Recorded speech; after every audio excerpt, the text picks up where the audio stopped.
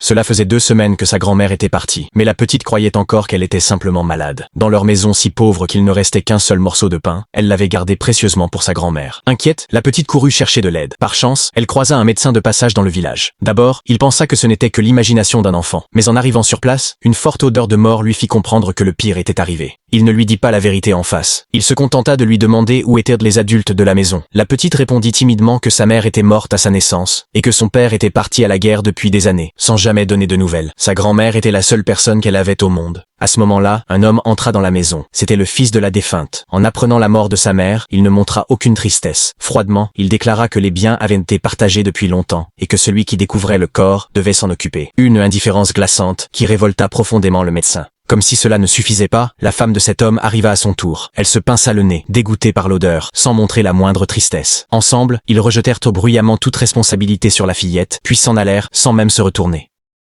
Le médecin n'eut pas d'autre choix que d'emprunter un cercueil pour organiser les funérailles. Quand la petite demanda pourquoi on mettait sa grand-mère dans une boîte en bois, il lui répondit doucement que sa grand-mère était très fatiguée et qu'elle avait besoin d'un très long sommeil. Un jour, quand elle serait grande, sa grand-mère reviendrait. Ne pouvant se résoudre à laisser l'enfant seul, le médecin décida de l'emmener chez lui. Sa femme, d'abord méfiante et en colère, fut peu à peu touchée par le regard doux de la fillette et ses paroles pleines de respect. Leur foyer était si pauvre qu'il fallait compter chaque bouchée, mais cette femme au cœur tendre alla chercher la seule poule qu'ils avaient et en fit une soupe puis laissa silencieusement la meilleure part à l'enfant. Le lendemain matin, le médecin décida de partir à la recherche du père de l'enfant. Avant son départ, la fillette lui tendit une vieille médaille militaire, son seul souvenir de lui, avec l'espoir que cet objet l'aiderait à retrouver son père disparu. Mais une fois arrivé, le gardien répondit froidement qu'aucun homme de ce nom n'avait jamais servi ici. Malgré tout, le médecin laissa la médaille ainsi qu'un mot, puis repartit en silence, le cœur lourd. À peine rentré chez lui, une bande de personnes débarqua brusquement à la maison. C'étaient de lointains membres de la famille de l'enfant, soudainement intéressés par son sort, non pas par compassion, mais parce qu'ils comptaient la vendre à un réseau de trafiquants. Terrifiée, la fillette se réfugia derrière le médecin, comme si c'était son dernier refuge. Mais les autres ne voulaient rien entendre. Dans la confusion, les cris et les bousculades éclatèrent. Chacun cherchait à s'emparer d'elle, non pour l'aimer ou la protéger, mais pour en tirer un misérable profit.